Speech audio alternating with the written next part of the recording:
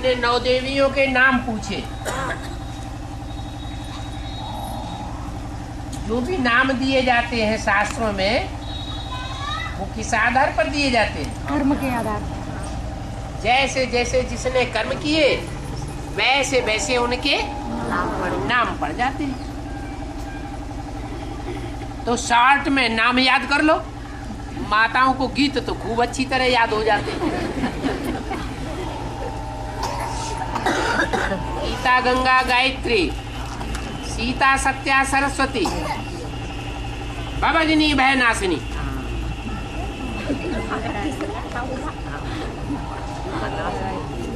और तेरे कृष्ण में बच्चा पैदा हुआ तो उसके साथ और बच्चों ने भी जन्म लिया था। हाँ जी। 2018 में जो कृष्ण ने जन्म लिया था उसके साथ और भी जो बच्चे पैदा हुए थे, बीज रूपी आत्माएं हैं? बीज रूपी आत्माएं हाँ। कितनी थी? 2018 में बच्चे के रूप में कृष्ण का जन्म होगा या बेहद में कृष्ण जन्म की बात है? बेहद के कृष्ण जन्म की बात है। तो 2008 में तो संगम युग ही होगा, सतयुग नहीं होगा। संगम युग का कृष्ण उसका शास्त्रों में गायन है। कृष्ण के साथ कंसी, जरासंधी, शिशुपाल भी थे। सतयुग में जो कृष्ण बच्चा पैदा होगा उनके साथ कंसी, जरासंधी नहीं होंगे।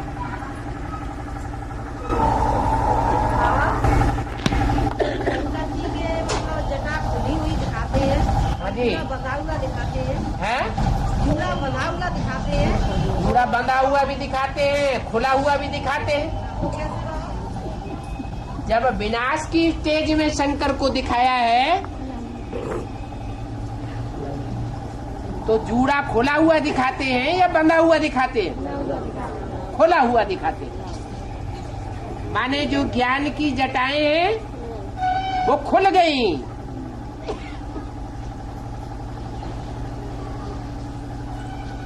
जटिल भेद खुल गया मधुबनी मुरलिया का।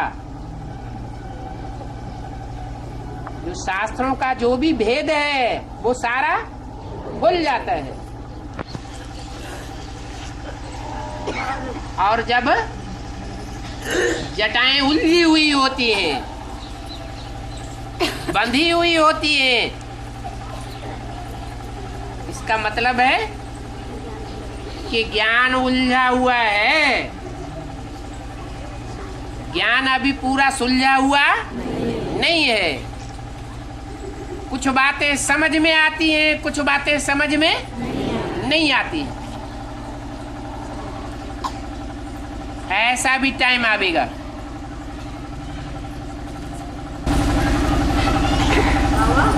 हाँ जी। सीढ़ी के चित्र में जो मतलब डेरी लंग 4 दिखाए हैं, जमनी लंग मतलब 4 दिखाए हैं, 2 मम्मा बाबा दिखाए हैं। वो कैसे हाथ वाले हैं ना, वो फिर कैसे क्या?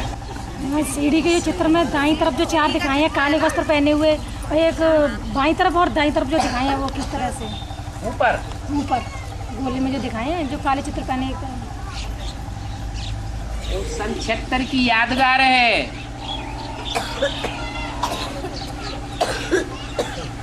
4 भाई दिखाए गए हैं।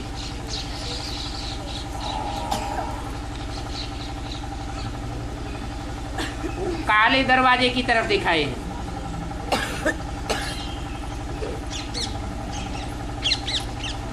सन 76 के लिए विनाश की घोषणा कराई गई थी। नई दुनिया की स्थापना होगी और पुरानी दुनिया का विनाश होगा। एक मिनट।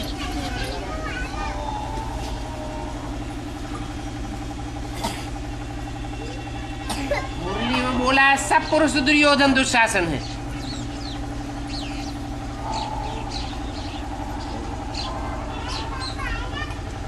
तो एक तरफ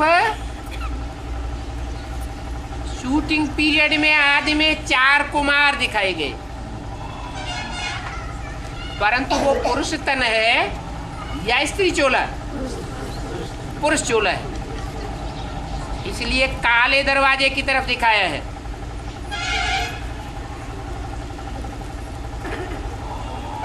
और बाद में गोरे दरवाजे की तरफ 3 कन्याएं दिखाई गई।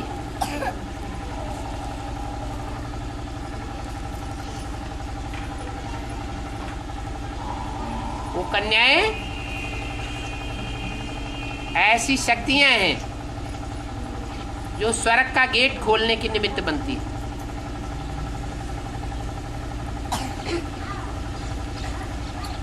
उनमें जगदम्बा भी है,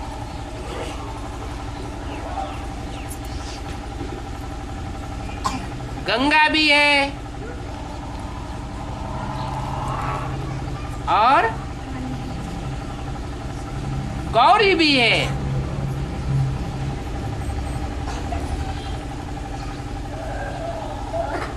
गायत्री गाई जाती है।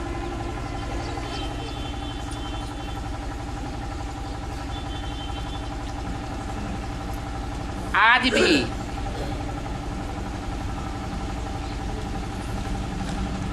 जो दुनियावी पढ़ाई है, कन्याएं भी पढ़ रही हैं, माताएं भी पढ़ रही हैं और भाई लोग भी पढ़ रहे हैं, लेकिन अच्छा रिजल्ट किसका आ रहा है? कन्याओं माताओं का अच्छा रिजल्ट आ रहा है। भगवान भी इस समय पढ़ाई पढ़ाता है तो यही होता है। कन्याएं माताएं अच्छी तरह से पवित्रता को धारण करती हैं, जो पढ़ाई का निचोड़ है। और दुर्योधन दुशासन वृत्ति वाले पुरुष पढ़ाई को पूरा ध्यान से नहीं पढ़ते, पढ़ते भी हैं तो पंडिताई जटाने के लिए, अंदर से धारणा नहीं होती। इसलिए मुरली में बोला सब पुरुष दुर्योधन दुशासन। रिजल्ट क्या आता है? स्वर्ग का गेट खोलने के लिए पुरुष चोला निमित्त नहीं बन सकता। कौन निमित्त बनते हैं? कन्याएं माताएं ही स्वर्ग का गेट खोलने के निमित्त बनती है।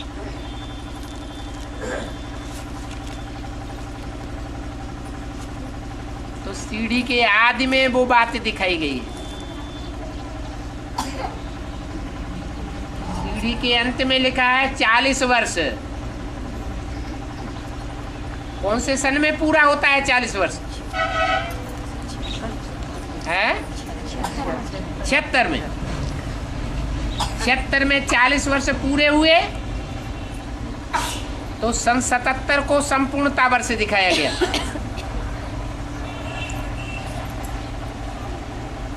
वो ऊपर की स्टेज दिखाई गई है। विजयमाला बनेगी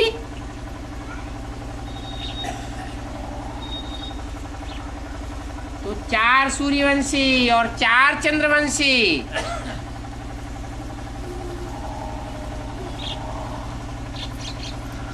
उनका पाठ प्रत्यक्ष होता है। परंतु ब्राह्मणों की संगमिक दुनिया से ये शुरुआत होती है। नई दुनिया के नजारे और पुरानी दुनिया का विनाश। नई दुनिया का नजारा होगा तो स्वर्ग के गेट खुलेंगे, वो कन्याओं माताओं के द्वारा। और पुरानी दुनिया का विनाश किसके द्वारा होगा? है? है? शंकर द्वारा। इसलिए पुरुषों को दिखाया गया है। बल निमित्त रूप में दिखाई गई हैं शक्तियां,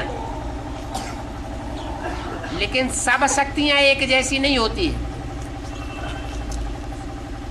जो लेफ्टिस्ट का पार्ट बजाने वाली है, वही महाकाली के रूप में पार्ट बजाती है। इसलिए 3 शक्तियां दिखाई गई हैं सीढ़ी में ऊपर, एक को गायब कर दिया है। स्थापना करना अच्छी बात है या विनाश करना अच्छी बात है? ज्यादा भाग्य किससे बनता है? स्थापना और पालना करने से ज्यादा भाग्य बनता है। इसलिए बोला है जब दुनिया का विनाश होगा अंत में, तो आधे पापात्मा और आधे पुण्यात्मा बचे।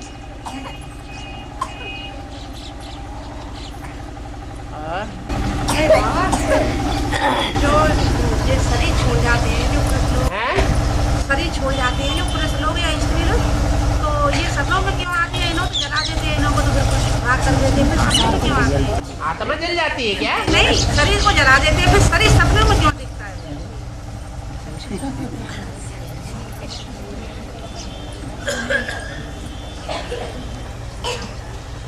शरीर को जला दिया तो दिखाई देना बंद हो जाएगा। तो फिर उसको पूछते भी तो है, मतलब जब से जन्म नहीं मिलता उनको। जो प्रेत आत्माएं हैं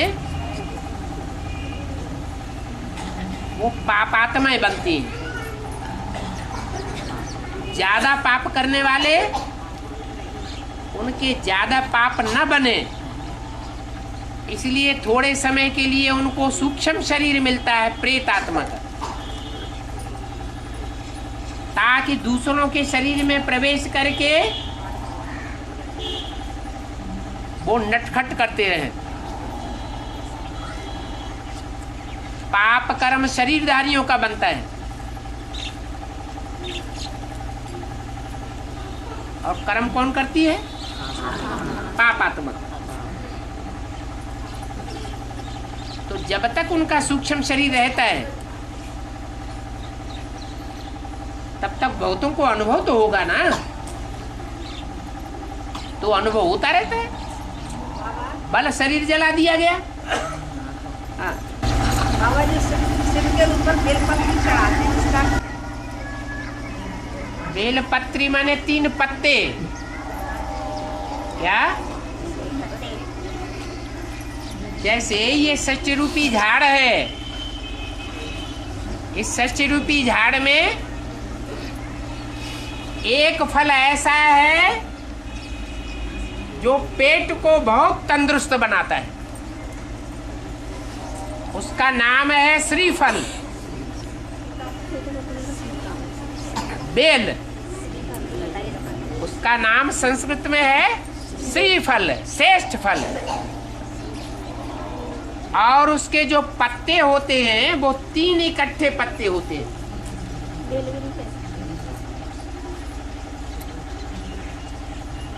षष्ठी रूपी झाड़ में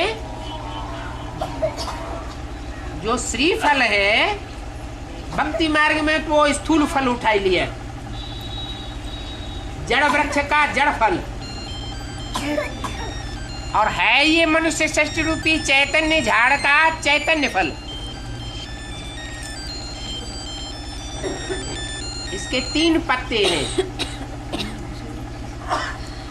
माने 3 आत्माएं निमित्त बनी हुई हैं। जैसे षष्ठी का पहला पत्ता कौन आत्मा? कृष्ण, पहला पत्ता है ना।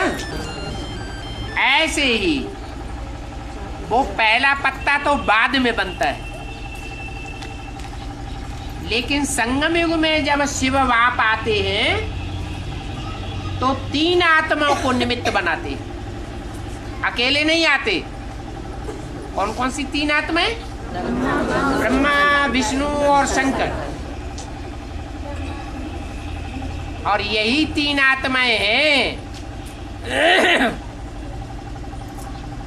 जो शिव के ऊपर अर्पण होती है। अपने जीवन को इन्होंने शिव के ऊपर अर्पण कर दिया। बलिहार शिव पर कर दिया। तो ब्रह्मा कुमारी किस लिए गाती है? किसके लिए? सिर्फ ब्रह्मा बाबा के लिए गाती है। उन्हें पता ही नहीं है कि एक आत्मा नहीं है जो शिव के ऊपर पूरा अपने को अर्पण करती है। कितनी आत्माएं? 3 आत्माएं हैं। ब्रह्मा की आत्मा भी है, विष्णु की आत्मा भी है और शंकर की आत्मा भी है। ये तीनों ही 100% जब अपने को अर्पण कर देती है, अपने संकल्पों को भी बाप समान बना लेती है, मना मन मना भव बन जाती है, तो यादगार बनती है शिव के ऊपर 3 पत्र अर्पण करने। तो एक सैंपल हो गया मनुष्य सृष्टि के लिए ईश्वरीय कार्य में अपने को कैसे अर्पण करना है। जैसे ब्रह्मा विष्णु शंकर ने अपने जीवन में अपने को अर्पण किया और तीनों एक साथ अर्पण होते हैं, ऐसे ही अर्पण करना। और बाबा के और एडवांस में क्या अंतर है बाबा?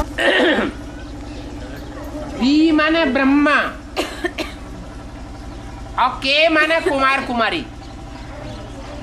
बी के माना ब्रह्मा कुमार कुमारी और पी बी के, पी माना प्रजापिता और बी के माने ब्रह्मा कुमार कुमारी। एक है ब्रह्मा के पुत्र। कोई भी पूछता है आप कौन हैं, तो बताते हैं हम ब्रह्मा कुमार हैं।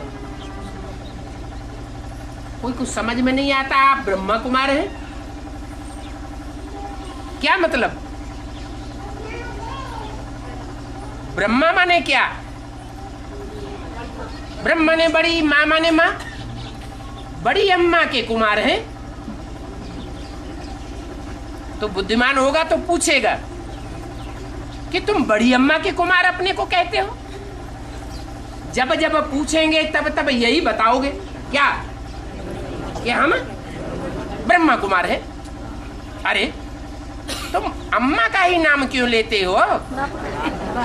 जब जब पूछेंगे तुम अम्मा कुमार की रट लगाए हुए। तुम्हारा बप्पा कहाँ है, उसका नाम क्यों नहीं लेते हो? पहले पुराने जो बी के ब्रह्मा कुमारियां थी, वो पीयू का नाम धड़ाके से लेती थी। पीयू की कथाएं सुनाती थी यज्ञ के आदि की। परंतु जब से पीवी के निकले, जो परिचय देते हैं, कहते हैं कि हम सिर्फ ब्रह्मा कुमार नहीं हैं, लेकिन ब्रह्मा से पहले प्रजापिता भी है। माना हम प्रवृत्ति मार्ग के हैं। क्या हमारी गीता पाठशालाएं भी प्रवृत्ति मार्ग की है। हमारा जो मधुबन है, उसमें जो मधुसूदन है पढ़ाई पढ़ाने वाला, वो भी निवृत्ति मार्ग का है या प्रवृत्ति मार्ग का है? प्रवृत्ति मार्ग का है। पढ़ाई भी हम प्रवृत्ति मार्ग की पढ़ते हैं, पढ़ाने वाले भी गीता पाठशालाएं हो चाहे मधुबन हो, प्रवृत्ति मार्ग वाले हैं। और हमारे जीवन का लक्ष्य भी प्रवृत्ति मार्ग का, नर नारायण नारी से लक्ष्मी बनने का है। तो लोगों को समझ में आता है कि ये तो प्रवृत्ति मार्ग की स्थापना हो रही है।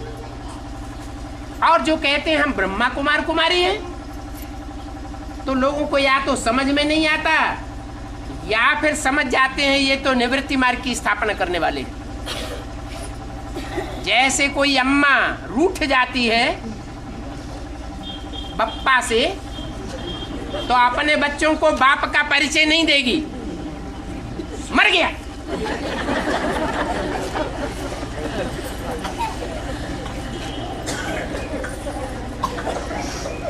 ऐसे ही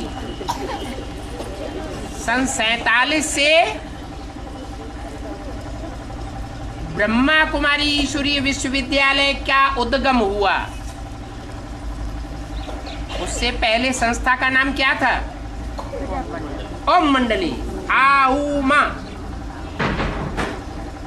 माने 3 की मंडली, ब्रह्मा विष्णु शंकर की मंडली, ये नाम था।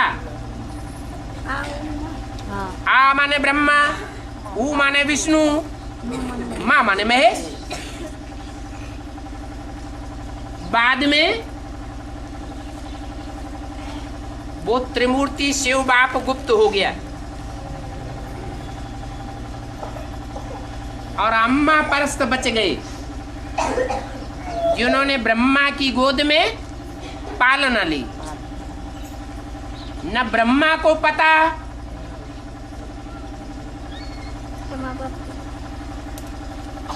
कि गीता माता का पति, गीता पति भगवान कौन, और न ब्रह्मा कुमार कुमारियों को पता कि गीता माता का पति, गीता पति भगवान कौन। माता पिता का पता ही नहीं। और माँ की क्या हालत होती है जब बाप का परछाया उठ जाता है, तो माताएं किसके अंडर में आ जाती हैं? बच्चों के अंडर में आ जाती हैं।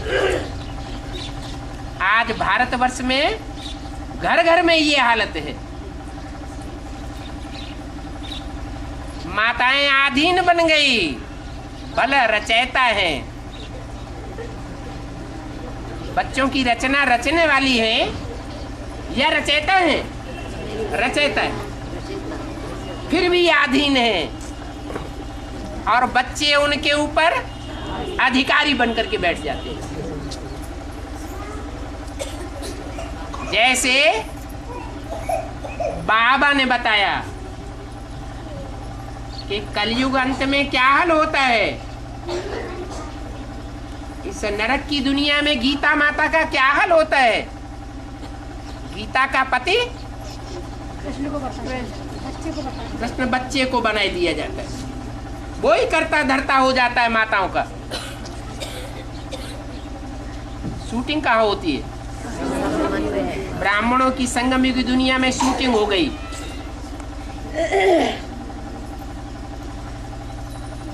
ब्रह्मा कुमारी विद्यालय को चलाने वाला जो ट्रस्ट है, वर्ल्ड रिन्यूअल ट्रस्ट,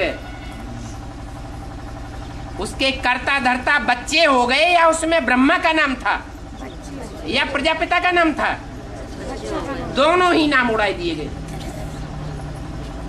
अम्मा के ऊपर तो बच्चे ऐसे काबिज हो गए कि माँ के प्राण पखेड़ू ही उड़ गए, हार्ट फेल कर दिया।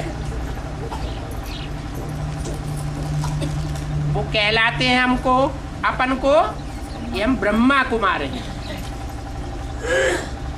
बाप का उनको पता ही नहीं है कि बाप अभी भी इस सृष्टि में मौजूद है। बाप कहते हैं मैं तुम बच्चों को साथ लेकर के जाऊंगा,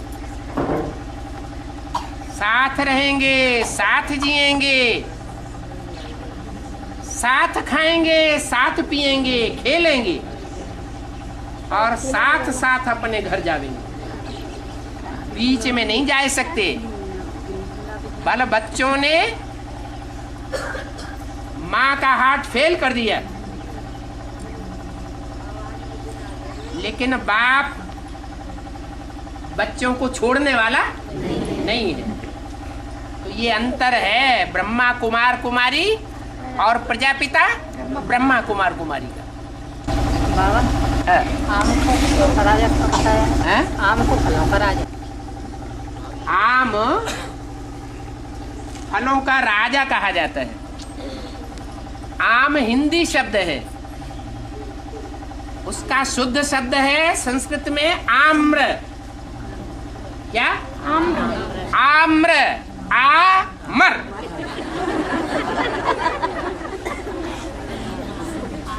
जो आए भगवान बाप के दरबार में और आते ही तुरंत दान महाकल्याण, आते ही मर जाए, उसको कहते हैं आम्रफल, फलों का राजा। बन जाएगा। जैसे बाप बोलते हैं मुरली में, मेरे 3 प्रकार के बच्चे हैं, 3 प्रकार के पतंगों की तरह। कोई फर्स्ट क्लास पतंगे होते हैं, फिदा होने वाले, आते हैं और आते ही क्षमा के ऊपर मर मिटते हैं, तन मन धन सब स्वाहा। ये फर्स्ट क्लास। दूसरे 2 नंबर के आते हैं, चक्कर काटते हैं क्षमा का। क्षमा कौन है यहाँ? भगवान बाप का प्रैक्टिकल पार्ट। तो जो नंबर 2 के हैं वो आते हैं, चक्कर काटते हैं, फिर टांग जल गई, मूछ जल गई, भाग जाते हैं।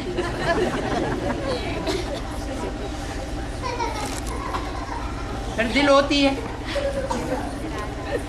फिर आते हैं, फिर चक्कर काटते हैं, फिर भागते हैं।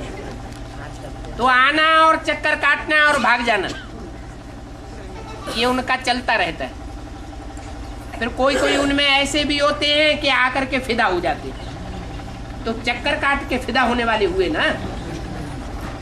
तीसरे वो हैं जो आते हैं, चक्कर काटते हैं और हाथ पांव और मूछ जली तो गए के गए, फिर कभी वापस आते ही नहीं। वो 3rd क्लास। तो बाप कहते हैं जो आया और आते ही फिदा हो गया, तुरंत दान महाकल्याण हो गया, वो आम्रफल है, फलों का राजा है। मुरली में बताया हाँ। कि गीता पाठशाला वालों को गीता पाठशाला छोड़नी पड़ेगी और माउंट आबू वालों को माउंट आबू छोड़ना पड़ेगा। हाँ जी, माउंट आबू वालों को माउंट आबू छोड़ना पड़ेगा, ये नहीं बोला। ये बोला मधुबन वालों को मधुबन छोड़ना पड़ेगा। गीता पाठशाला वालों को गीता पाठशाला छोड़नी पड़ेगी और ज्ञान सरोवर वालों को ज्ञान सरोवर छोड़ना पड़ेगा। ये बात पहले हद में घटित होगी या बेहद में पहले घटित होगी? है? बाप बेहद का है तो बेहद का बाप बेहद की बातें करते हैं। तो पहले तो बेहद में ये बातें घटित होंगी। ब्राह्मणों की 2 प्रकार की दुनिया हो गई। एक ब्राह्मण है बेहद के, उनको कहा जाता है मुखवंशावली ब्राह्मण। इसकी वंशावली किसके मुख? ब्रह्मा के मुख। ब्रह्मा होगा तो ब्रह्मा मुख भी होगा। जिसकी मत पर चलेंगे और ब्रह्मा ही नहीं होगा तो ब्रह्मा का मुख भी नहीं होगा। ब्रह्मा मुख नहीं होगा तो मत पर किसकी चलेंगे? एक मुरली में बोला है, उन ब्राह्मणों से पूछो तुम्हारा ब्रह्मा बाप कहाँ है? तुम अपने को ब्राह्मण कहते हो, ब्रह्मा मुख वंशावली, तो क्या कहेंगे कि हमारा ब्रह्मा है सूक्ष्म वतन में। अरे ब्रह्मा बाप सूक्ष्म वतन में और ब्राह्मण यहाँ कहां से आ गए?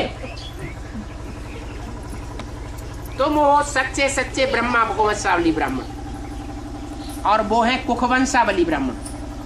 कुख माने गोद, जिन्होंने ब्रह्मा के गोद की पालना ली है।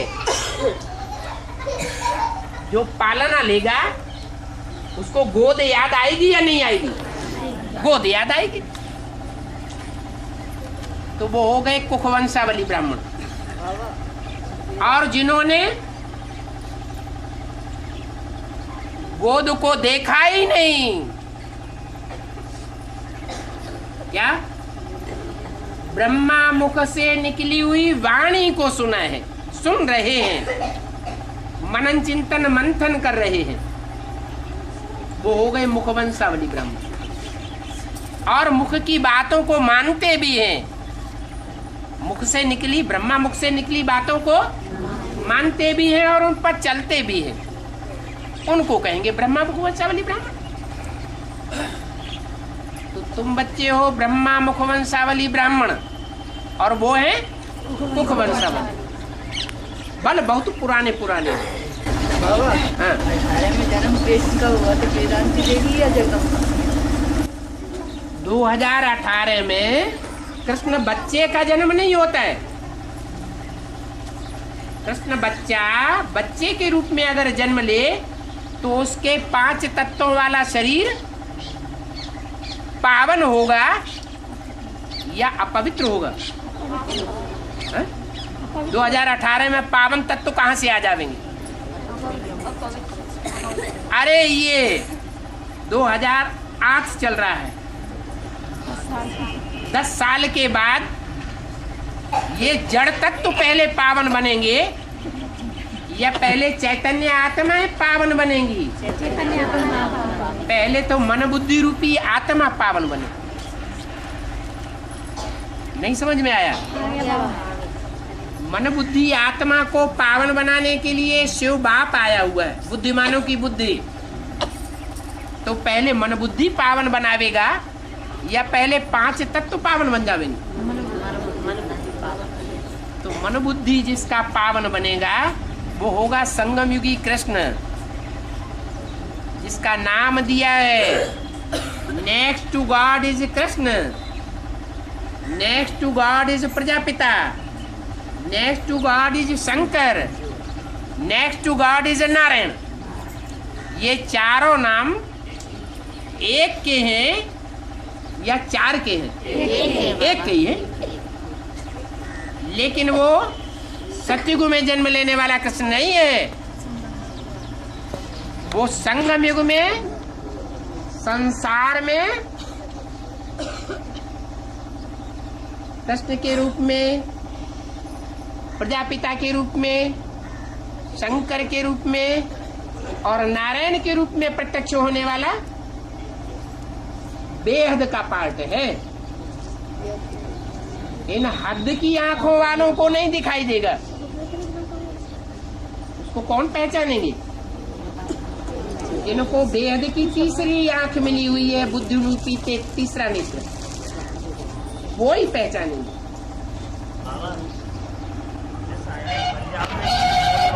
आप बताओ।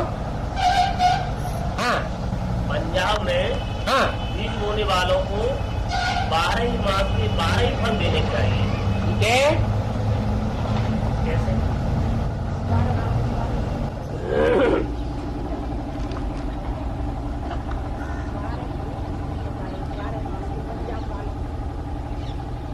पंजाब जो है वो ऐसी धरणी है जहां सिख धर्म पनपता है और सिख धर्म की आत्माएं वहां से प्रत्यक्ष होती है। और सिख धर्म ऐसा धर्म है झाड़ के दाईं ओर का, जो राइटियस धर्म होने के साथ साथ देवी देवता सनातन धर्म की आत्माओं का सबसे जास्ती सहयोगी है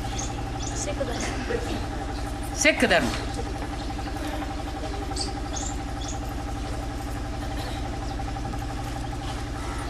और धर्म जो है वो पवित्रता में इतना सहयोग नहीं देते जितना सिख धर्म की आत्माओं ने पवित्रता को पालन किया। आज भी सिख धर्म में ये पक्की मान्यता है एक नारी सदा ब्रह्मचारी। और दूसरे जो विधर्मी हैं वो इस नियम को नहीं मानते, अनेक शादियां करते हैं, अनेक बार डाइवोर्स देते हैं। तो भारत की जो वृत्ति है, विशेष मर्यादा है, मर्यादा पुरुषोत्तम राम की, एक पत्नी व्रतधारी। उस देवी देवता सनातन धर्म की वृत्ति को सबसे जास्ती किस धर्म ने फॉलो किया? सनातन धर्म के अलावा सिख धर्म। तो सिख धर्म की कोई ऐसी कन्या है जो पंजाबी खून से निकलती है, पहले पहले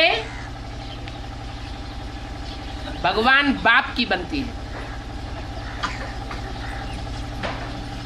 और सिर्फ बनती ही नहीं है, लंबे समय तक मिलन मेला मनाते हुए बाप का सहयोगी भी बनती है।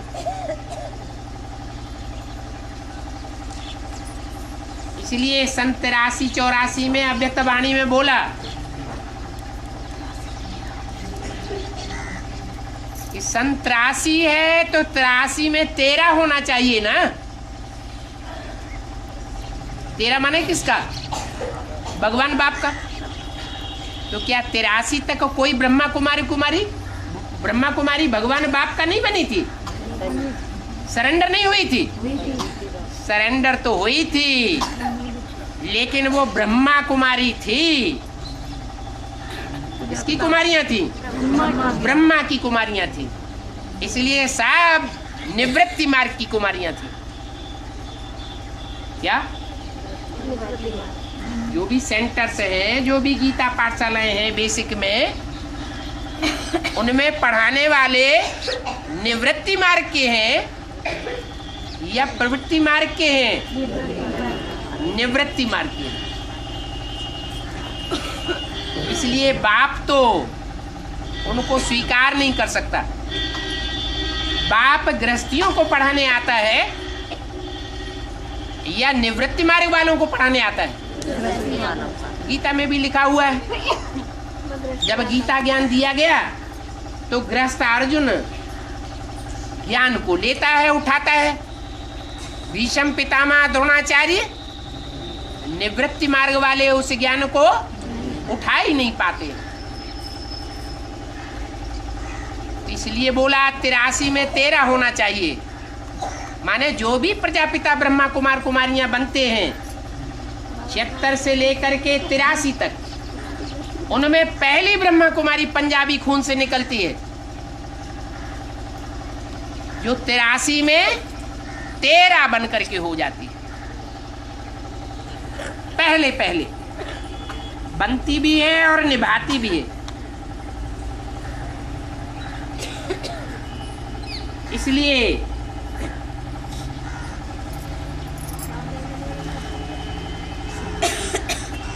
वो खास जो पहले नंबर में निकलेगा वो ज्ञान की खेती करेगा तो कोई फल तैयार करेगा कि नहीं? हाँ, तो 12 मास के 12 फल तैयार होते। माना जब वो प्रत्यक्ष होती है संसार के सामने तो 12 महीने के कितने फल देती है? 12 फल।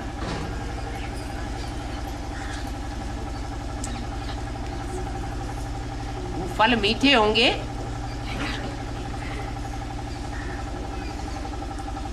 बारह फल होंगे तो मीठे फल होंगे ना, प्रत्यक्षता हो जाती है। इसलिए बोला कि 12 मास के 12 फल देने हैं। हाँ, दूसरा प्रश्न कोई माता कर रही है, कब आएगी अम्मा?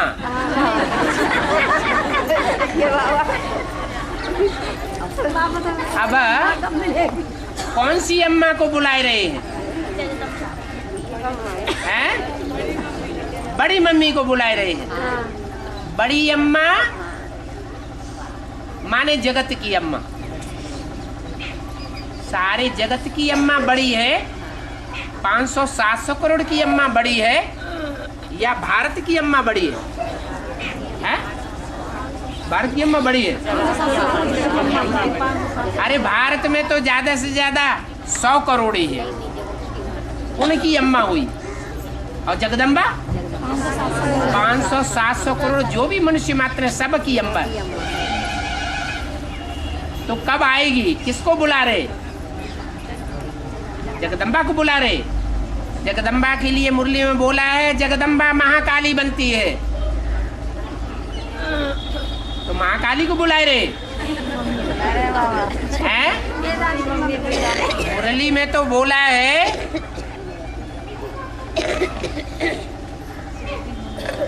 मुरली में बोला है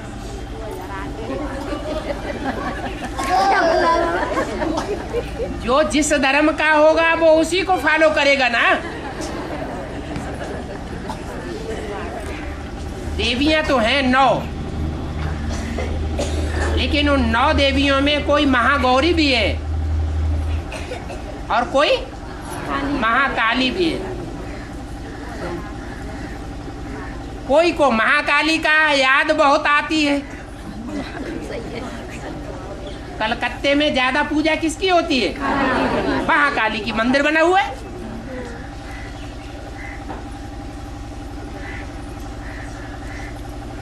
कोई लक्ष्मी का पूजन करने वाले होते हैं, महागौरी का पूजन करने वाले होते हैं।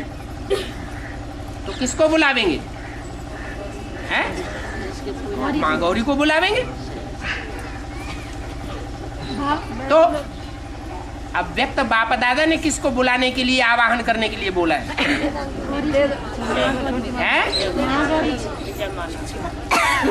वो बात भूल जाती है। अव्यक्त वाणी में बोला है, भारत माता शिव शक्ति अवतार अंत का यही नारा है। क्या? जब चारों तरफ से निराश हो जाएंगे, चाहे रुद्रमाला के मणके हों, चाहे देवियों के पुरुषार्थी हों, चाहे देवता बनने वाले पुरुषार्थी हों, चारों तरफ से जब निराशा हो जाएगी तो किसका आह्वान करेंगे? भारत माता शिव शक्ति अवतार अंत का यही नारा है। भारत माता कहा, जगत माता नहीं कहा। क्यों? क्योंकि जगत माता का पाठ महाकाली का है। महाकाली बन करके चाहे ब्राह्मणों की रुद्रमाला की दुनिया है, चाहे ब्राह्मणों की आधार मूर्तों की बेसिक की दुनिया है, और चाहे बाहर की दुनिया है, तीनों ही दुनिया में असुर ही असुर भरे पड़े हैं, या कोई देवताएं भी हैं? सारे ही असुर हैं।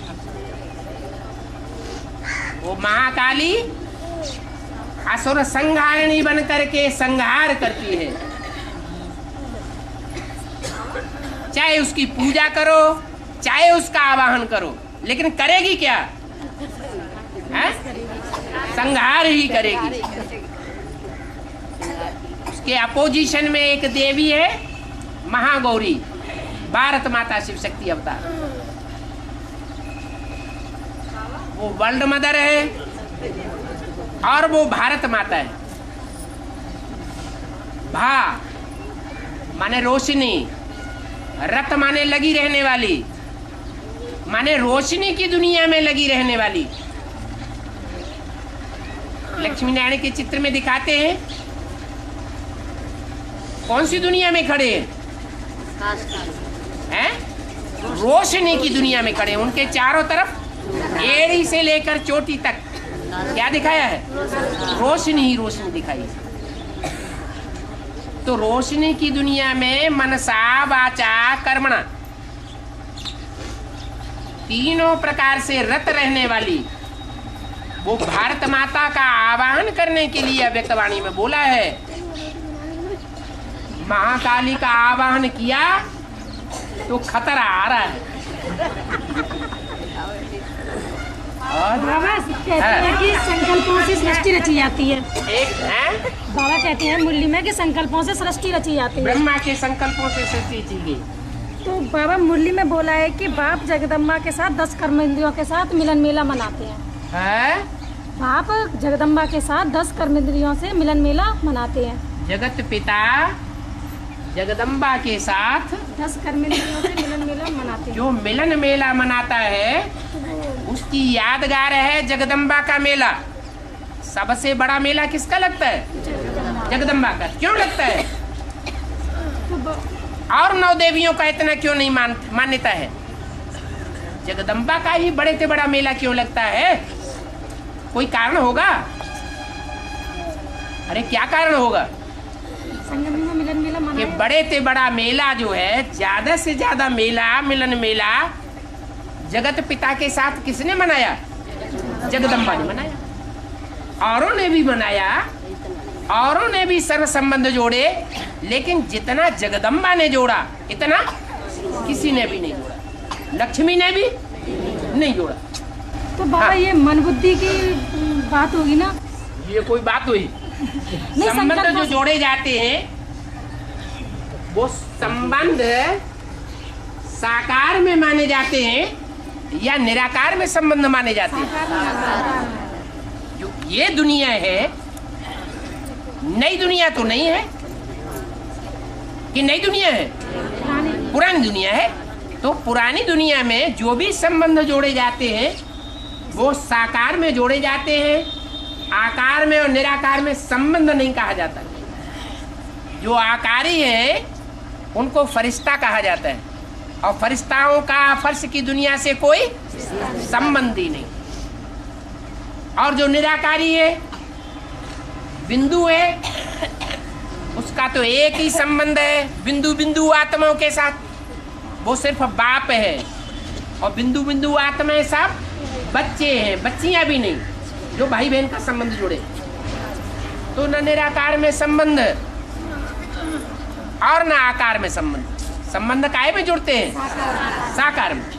तो जगदम्बा ने जो प्रैक्टिकल संबंध जोड़े हैं वो साकार शरीर की कर्मेंद्रियों के द्वारा जोड़े हैं, या निराकार आत्मा के द्वारा, या सूक्ष्म शरीर के द्वारा जोड़ा है? साकार कर्मेंद्रियों से जोड़े हैं।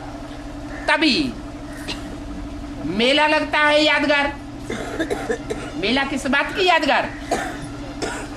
मिलन मेला की यादगार है मेला। जगदम्बा ने उस साकार बाप के साथ प्रैक्टिकल में मिलन मेला सबसे जास्ती मनाया। और मेले जो भी हैं वो सब मेले बनाने वाले हैं। क्या? जो इलाहाबाद में मेला लगता है, कुंभ का मेला, उसमें नदियां मिलती हैं या सागर मिलता है? नदियां मिलती हैं। उन मेलों में मेला इकट्ठा होता है। और गंगा सागर का मेला होता है, वहां भी यादगार है। यादगार क्या मनाते हैं? और मेले बार बार, गंगा सागर एक बार। वो ज्ञान सागर है ना, तो ज्ञान सागर की ये महत्ता दिखाई गई है। ये संग का रंग है। वो संग का रंग ऐसा लेती है कि सारी दुनिया का संहार करने के निमित्त बन जाती है। इतनी ताकत आ जाती है। जो जगत पिता शंकर है, जब वो जगदम्बा महाकाली का रूप धारण करती है तो शंकर जी क्या कर देते हैं?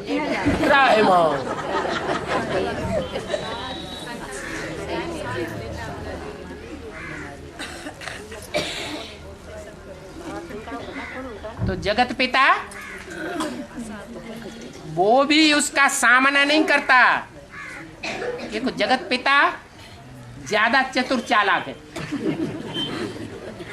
शांत लेटे जाते हैं। जो शंकर का पार्ट है वो विनाश का है, परंतु शंकर विनाश नहीं करता, शक्तियां निमित्त बनती हैं। इसलिए जब काम उनका हो रहा है मुफ्त में तो काहे के लिए डिस्टर्ब करो, क्यों मुकाबला करो। हाँ जी बाबा बोल रहा है कि बाबा सब कुछ बच्चों को देते हैं, जितना ज्ञान बाबा में होता है वो सारा बच्चों की बुद्धि में उड़ेल देते हैं, लेकिन दिव्य दृष्टि की चाबी नहीं देते हैं। वैसे तो साक्षात्कार कुछ भी होता नहीं है, अगर साक्षात्कार कुछ भी होता नहीं है तो दिव्य दृष्टि की चाबी बाप बच्चों को क्यों नहीं देती? बच्चों को अगर दिव्य दृष्टि की चाबी दे दे तो बच्चे उसका मिसयूज करेंगे या अच्छा यूज करेंगे? मिसयूज कर देंगे। इसलिए बच्चों को दिव्य दृष्टि की चाबी नहीं देते, ज्ञान देते हैं, उसका ही कितना मिसयूज करते हैं। 70 साल हो गए ज्ञान लेते लेते। ज्ञान का फल एक भी बच्चा मुक्ति और जीवन मुक्ति ये फल नहीं दिखा पाया। क्या? इसलिए जो चाबी है साक्षात्कार की, दिव्य दृष्टि की, वो बाप बच्चों को नहीं देते हैं, वो अपने पास रखते हैं। क्या? जब प्रत्यक्षता होनी ही होगी, आदि में भी प्रत्यक्षता हुई तो चाबी घुमाते गए और बच्चे पहचानते गए कि ये कृष्ण है, ये ब्रह्मा है। अंत में भी ऐसे ही होगा। अभी ज्ञान इतना दे रहे हैं, कोई समझता है, कोई नहीं समझता है, किसी को निश्चय होता है, किसी को नहीं होता है, परंतु अंत में भी क्या होगा? संकल्प, स्वप्न और साक्षात्कार की चाबी इतनी तेजी से घूमेगी कि धड़ाधड़ जो बाप के भक्त बच्चे हैं वो बाप को पहचानते जावेंगे और प्रत्यक्ष करते जावेंगे। उसकी निशानी है भागवत। गीता ज्ञान में उतना मजमा इकट्ठा नहीं होता, परंतु जहां भागवत होती है तो बड़ा मजमा इकट्ठा हो जाता है। क्यों? ज्ञान सुनने में लोग इंटरेस्ट नहीं लेते, लेकिन जब देखते हैं प्रैक्टिकल भाग रही हैं, अरे चलिए चलिए चलिए,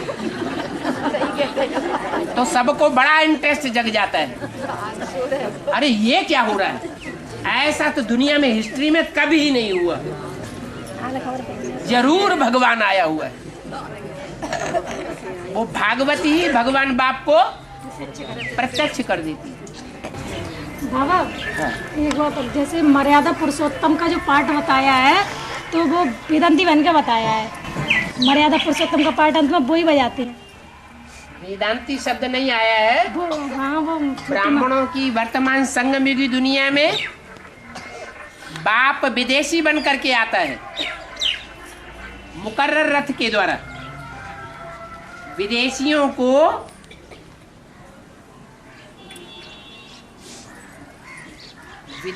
को मर्यादा पुरुषोत्तम कहेंगे या मर्यादाहीन कहेंगे? क्यों? क्योंकि एक छोड़ते हैं, दूसरी करते हैं। एक डाइवोर्स दिया, दूसरा डाइवोर्स दिया, तीसरा डाइवोर्स दिया, कोई गिनती ही नहीं, कोई मर्यादा ही नहीं। तो बाप क्या बन करके आया है? विदेशी बन करके आया हुआ है। कोई कहे है जब सारी दुनिया का बाप है तो विदेशी बन के क्यों आया हुआ है? भारत में आया है तो स्वदेशी बन के आना चाहिए ना। तो जवाब क्या है? अरे भगवान बाप के पास कोई जवाब है या नहीं है? नहीं है? है। जवाब है, अगर बाप विदेशी बन करके ना आवे, मर्यादा पुरुषोत्तम बन के आ जावे, एक सीता के साथ ही संबंध निभाने वाला बन करके आ जावे तो तुम बच्चों से कैसे मिलेगा? तो कल्याण करना है। इसलिए बाप विदेशी बन करके आए। बन करके आए हैं का मतलब ही है बन करके आए हैं नहीं विदेशी। अंदर से क्या है? अंदर से पक्का स्वदेशी है बाप। माना मन बुद्धि एकलव्य की है। एकलव्य माने मन बुद्धि से एक में लव करने वाला है। एक तरफ बुद्धि लगी हुई है और कर्मेंद्रियों से भला अनेकों का संग करता है। तो अनेकों को संग का रंग एक का लगता है। जो भी पतित आत्माएं हैं वो पावन बनती हैं। ये प्रक्रिया है। द्वापर युग से अनेकों का संग लेते लेते, प्रैक्टिकल संग लेते लेते सब पतित बन गए देवताएं। अब पतित से पावन कैसे बनते हैं? याद कब आती है? याद तभी आती है जिसने रसगुल्ला खाया होगा उसको रसगुल्ला याद आएगा। खाया ही नहीं होगा तो याद कैसे आएगा? तो बाप विदेशी बन करके आए हैं। माने विदेशी है नहीं अंदर से, लेकिन बाहर से ये देखने में आता है कि बाप विदेशी है और माँ जो भारत माता है वो पक्का स्वदेशी का पार्ट बजाय रही है। इसलिए जो सतयुग के 9 जन्म हैं संगम युग सहित, वो 9 जन्मों के बाद एक जन्म स्त्री का एक जन्म पुरुष का अगर हिसाब लगावें तो 10वां जन्म त्रेता में भारत माता का होगा पुरुष का। क्या? जो इस समय भारत माता का पार्ट बजाय रही है उसका पुरुष का जन्म होगा तो वो राम कहा जाएगा। और जो राम बाप है वो स्त्री का जन्म लेगा त्रेता के आदि में। इसलिए उसकी बात नहीं है। बाबा लेकिन जैसे बोला कि जो शूटिंग पीरियड में होता है वही तो विराट ड्रामा में होता है। अगर बाप का यहाँ राम का पार्ट है शूटिंग पीरियड में तो वहाँ पे भी तो राम का ही पार्ट होना चाहिए त्रेता में। सो कैसे होना चाहिए? क्यों? जब शूटिंग पीरियड में होगा वही तो विराट ड्रामा में होगा। जब दोनों के संस्कार मिलकर के एक हो गए, जब समान संस्कार हो गए तो समान प्राप्ति होनी चाहिए या आगे पीछे होना चाहिए? समान प्राप्ति हो सकती है। समान संस्कार मिल जाते हैं। हाँ, संस्कार ही एक हो गए। बाबा कहते हैं ना वो फाउंडेशन तो यही पड़ता है। हाँ, फाउंडेशन यहाँ जो राम वाली आत्मा डाल रही है वो एक की याद का फाउंडेशन डाल रही है या जिनके संग के रंग में आते हैं सबको याद में लगी हुई है? एक की याद में रहती है। तो अंदर से एक की याद। जो बाहरी आंखों वाले वो तो सारी दुनिया बाहर की आंखों वाली है। उनको बाहर दिखाई पड़ता है कि अंदर का दिखाई पड़ता है? बाबा फिर लेकिन जैसे अम्मा शूटिंग पीरियड में दिखाते हैं कि राम की सीता उसको रावण बरगला के ले गया। हाँ। तो फिर वो त्रेता में तो चुराई गई होगी ना सीता?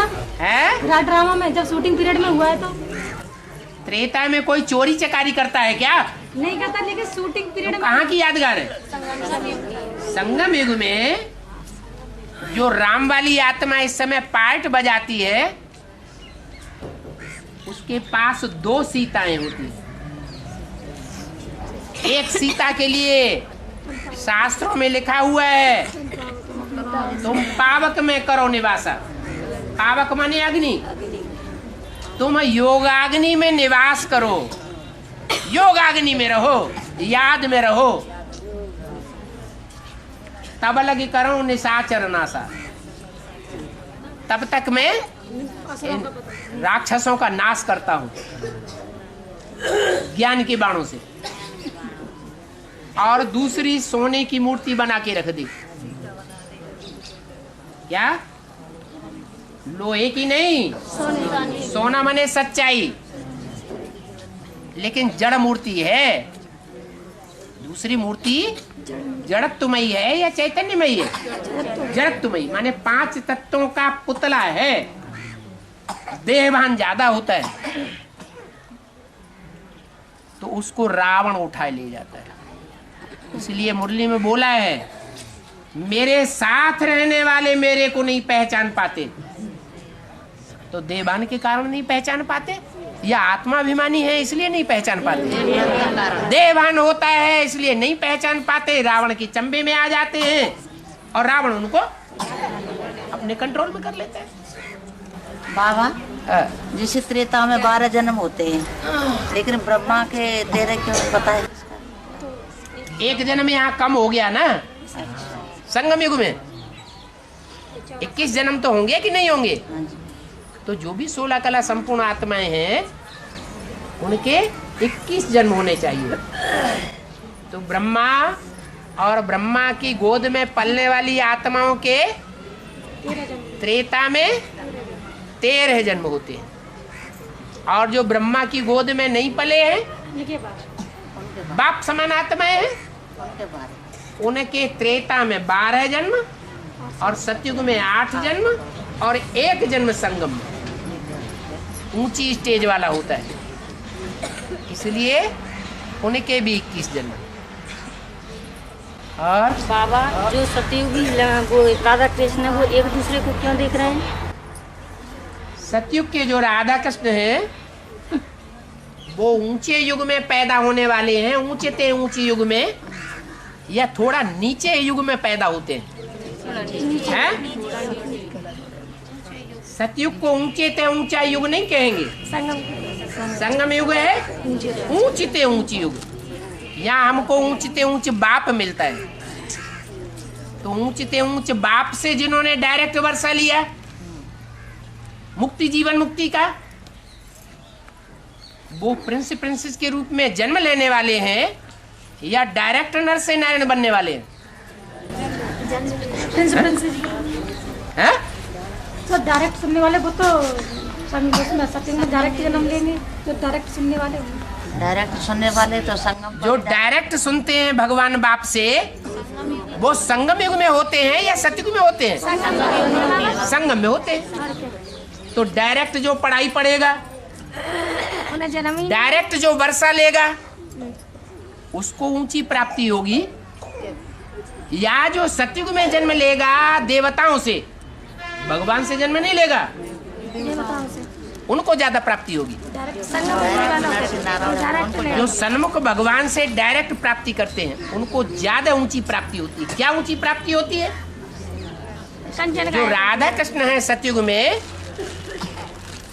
वो एक दूसरे को दृष्टि में देख रहे हैं। क्या? उनका प्यार जो है वो आंखों तक सीमित है, दृष्टि का प्यार है, श्रेष्ठ इंद्रियों का प्यार तो है, लेकिन स्थूल शरीर से कनेक्टेड है। तो शरीर का जो प्यार भेजा जाएगा उससे बल कमती कलाएं होंगी, लेकिन गिरती कला होगी या चढ़ती कला होगी? वो गिरती कला जरूर होगी। तो देवताएं सतयुग के आदि से गिरना शुरू हो जाते हैं, भले सतयुग में 2 कलाएं ही कम होती हैं। और संगम युग में, संगम युग में जो नर से नारायण बनने वाली आत्माएं हैं, नारायण और नारायणी बनने वाली आत्माएं हैं, उनको देह के प्यार की आस नहीं, इच्छा मात्रम अविद्या। दोनों की ऐसी ऊंची स्टेज होती है। क्या? साकार शरीर और साकार शरीर की इंद्रियों से, चाहे ज्ञान इंद्रियां हो चाहे कर्म इंद्रियां हो, उनसे सुख मिले न मिले, लेकिन मन का सुख जरूर लेना, वो है वाइब्रेशन का सुख। इसलिए राधा कृष्ण का जन्म होगा सतयुग में वाइब्रेशन के प्यार से, और राधा कृष्ण के जो बच्चे पैदा होंगे उनका जन्म होगा आंखों के प्यार से। इसलिए लक्ष्मी नारायण के चित्र में दिखाया है कि लक्ष्मी नारायण सामने देख रहे हैं, एक दूसरे को नहीं देख रहे हैं, वो नर से नारायण की यादगार है। और राधा कृष्ण एक दूसरे को देख रहे हैं, इसलिए उनकी नीची स्टेज है थोड़ी। ओम शांति।